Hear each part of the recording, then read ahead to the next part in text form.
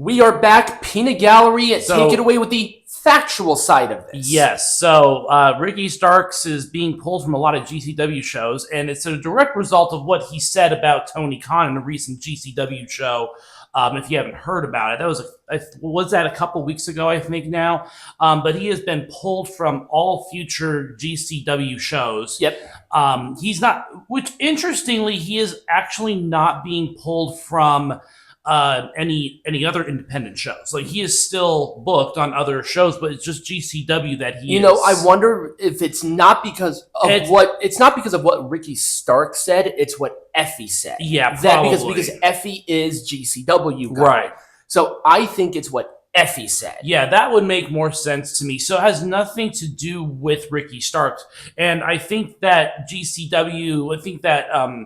those wrestlers in AEW are just not going to appear in the future with GCW. Because apparently AEW can do this with them even though they're independent contractors. Right. That's not an independent contractor, by the way. You don't just get to do that at all. So this is ridiculous and stupid, and I hope more happens. But yes, and actually Effie is the one who is replacing Ricky Starks on all of these. So I kind of thought that was funny. Right.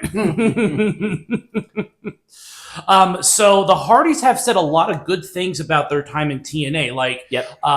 I think that Matt Hardy has mentioned that Jeff has become a lot more sociable in those cases, because of course he's had a substance abuse problems, but he said that he was happy working in TNA, which is probably why they signed that 1 year extension.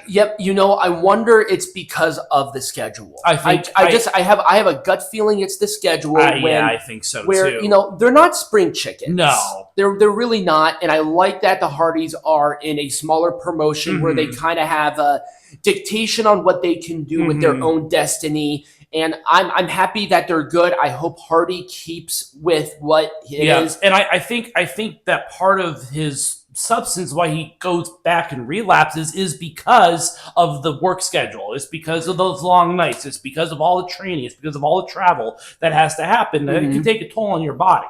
Especially with the style that the Hardys are known for, flying off of ladders that only takes so much. And once again, not spring chickens. No. I'm not going to hold my breath about Jeff because we've done that before. Yeah, we have. But I'm optimistic. I'm optimistic about it too. I'm optimistic. Cautiously optimistic. Cautiously.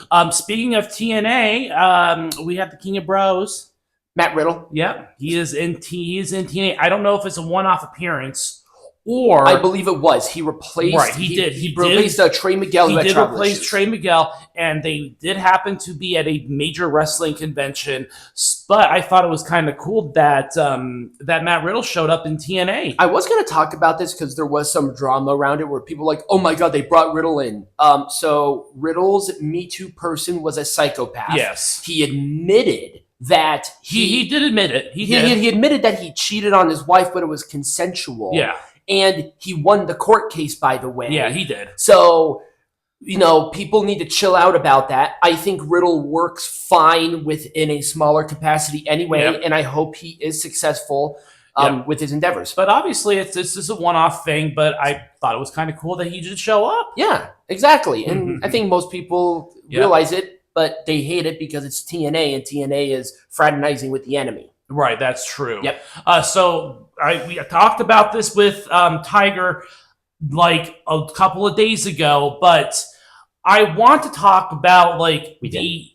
We talked about where Brisbane Entertainment Centre is and what the capacity is. So Grand Slam Australia is moving from a stadium that seats 50,000 people, that is right in the heart of the city, to a smaller venue that seats 15,000 people, and they are in the outskirts. There is literally nothing to do around where the arena is. And they're still probably going to sell poorly, too. And they're still probably going to sell their ticket sales poorly.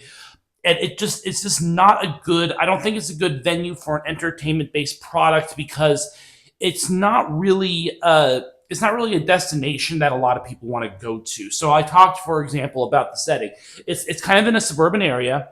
There aren't a lot of restaurants and things to do outside of just going to the venue and going back. And that kind of shit just doesn't work with wrestling shows just in general. Well, especially like something like Grand Slam where they're making this big spectacular. This was such a bad idea in every capacity. Yeah. In literally every capacity. And it wasn't AEW that opted to do this. It was it was the stadium that did it. It was the stadium that opted to, because they own both venues, but they're like, hey, let's move it to a smaller setting. Because your ticket sales are shit. And guess what? It's not going to get any fucking better. February 15th comes up really quick. I mean, that's going to be in 2 months, you know, coming up here pretty quick, 2.5 months. I don't know. Did you do any research on what the ticket sales look like now? No, okay. I don't know what the ticket sales look like right now, but I did want to point out that Brisbane Entertainment Center is not in the middle of the city. It's actually like on the outskirts of the city. How far away would you say between the two places? Oh, maybe, I don't know how much. An hour, a couple of hours? No. We're talking like maybe half an hour. But that makes a big difference when you're trying to get people to come to your show, because there isn't really many good transportation options either. Right, in Australia. Right, or in that area. I mean, there is like a train station, but again, I wanted to point out that just because it says Brisbane doesn't mean that they're in the middle of downtown. Exactly. It's on the outskirts of the city. Exactly.